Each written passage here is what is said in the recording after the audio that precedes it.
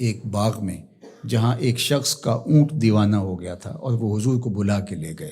اونٹ دیوانہ ہو جائے تو سخت نقصان دہ ہوتا ہے، تو صحابہ کہتے ہیں کہ حضور جب داخل ہوئے تو ہم ڈرے کہیں حضور کو نقصان نہ پہنچا دے، کیونکہ وہ حضور کو دیکھ کے دوڑتا ہوا آیا، لیکن جو ہی وہ قریب آیا تو منظر عجیب تھا، اس نے اپنی پیشانی حضور کے قدموں میں رکھ دی اور سجدہ ریز ہو گیا۔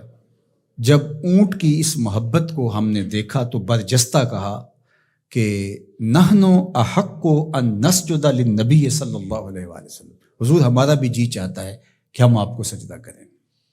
تو جب آقا کریم علیہ الصلوۃ والسلام نے صحابہ کے اس مطالبے کو سنا تو فرمایا کہ اگر اللہ کے علاوہ کسی اور کے لیے سجدہ روا ہوتا تو میں بیوی کو حکم دیتا کہ وہ شوہر کو سجدہ کرے۔ تو اللہ کے علاوہ شریعت میں سجدہ کسی کو روا نہیں۔ سجدہ تعبدی جو عبادت کی نیت سے کیا جاتا ہے وہ تو کسی کو بھی جائز نہیں ہوا، کبھی بھی نہیں ہوا، کسی شریعت میں بھی نہیں ہوا، چونکہ شرک کی کبھی بھی اجازت نہیں ہوئی۔ لیکن جو سجدہ تعظیمی ہے وہ پچھلی شریعتوں میں جائز تھا، لیکن اس امت کے اندر اس کے بھی روک دیا گیا تاکہ اس کا راستہ ہی بند کر دیا جائے۔ ایاک نعبد و ایاک نستعین، ہم تیری ہی عبادت کرتے ہیں اور تجھی سے استعانت طلب کرتے ہیں، تجھی سے مدد مانگتے ہیں۔ عبادت کسے کہتے ہیں؟ اقصی غایت التذلل والخضوع، انتہائی درجے کی عاجزی اور انکساری عبادت ہے، اور عبادت کا جو نقطہ کمال ہے وہ سجدہ ہے۔ سجدے سے بڑھ کر عبادت کا کوئی روپ نہیں ہو سکتا، اور بندے کو سب سے زیادہ قربت رب کی سجدے میں ہی نصیب ہوتی ہے۔ تو ہماری عبادتیں اللہ کے لیے ہیں، اس لیے بندہ اس کے حضور کھڑے ہو کر کے عرض گزار ہوتا ہے کہ مالک میرا سر تیرے حضور جھکے گا۔ تو یہ جو تقدم ہے ایاک کا وہ اس لیے ہے تاکہ یہ حسر پیدا کر دیا جائے کہ ہماری پیشانی اللہ کے علاوہ کسی کے آگے نہیں جھکتی۔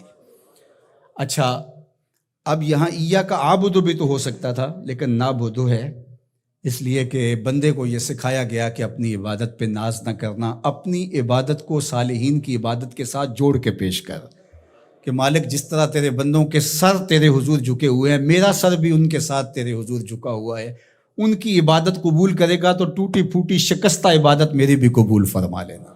اور پھر ارشاد فرمایا وَإِيَّاكَ نَسْتَعِينُ، اور ہم تیرے سے ہی استعانت طلب کرتے ہیں، تیرے سے ہی مدد مانگتے ہیں۔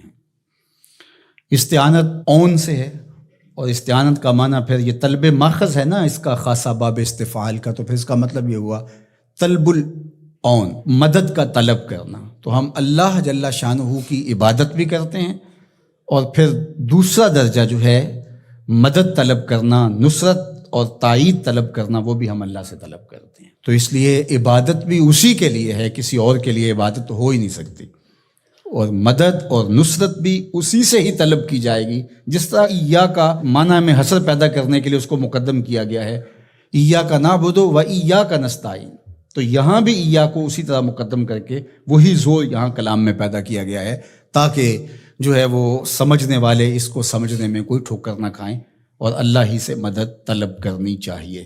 باقی مجازن اگر کسی سے آپ طلب کرتے ہیں مدد تو آپ کے اعتقاد میں یہی ہوتا ہے کہ وہ اللہ کی دی ہوئی توفیق سے میری یہ مدد کر سکتا ہے۔ اگر ایسا ہو تو وہ اس کے زمرے میں نہیں آئے گی۔ ڈاکٹر سے دوا لینے جاتے ہیں تو شفا تو من جانب اللہ ہوتی ہے۔ یہاں آج کل جو ہے وہ نور بٹ رہا ہے، تو یہ کہا جائے کہ انہوں نے مجھے نور دے دیا، تو نور تو اللہ ہی دینے والا ہے، لیکن یہاں مجازی معنی ہوگا۔ تو اسی طرح صالحین سے، نیکوکاروں سے روحانی معاملات کے اندر جو استعانت طلب کی جاتی ہے تو وہ اسی معنی میں ہے۔ حقیقی معنی کے اندر جو ہے وہ استعانت اللہ تعالیٰ جل شانہ کی ہے۔ باقی رہی بات عبادت کی، تو عبادت تو کسی کی مجازن بھی نہیں ہو سکتی اور حقیقتاً بھی نہیں ہو سکتی سوائے اللہ کے۔ یہ ساری کہانی بیان کرنے کے بعد اپنی وفاداری کا یقین دلایا، اور پھر ہاتھ پھیلا کر کے اس نے کہا اہدنا الصراط المستقیم، مالک تجھ سے صراط مستقیم طلب کر رہا، ہدایت مانگی صراط مستقیم کی، سیدھی راہ کی۔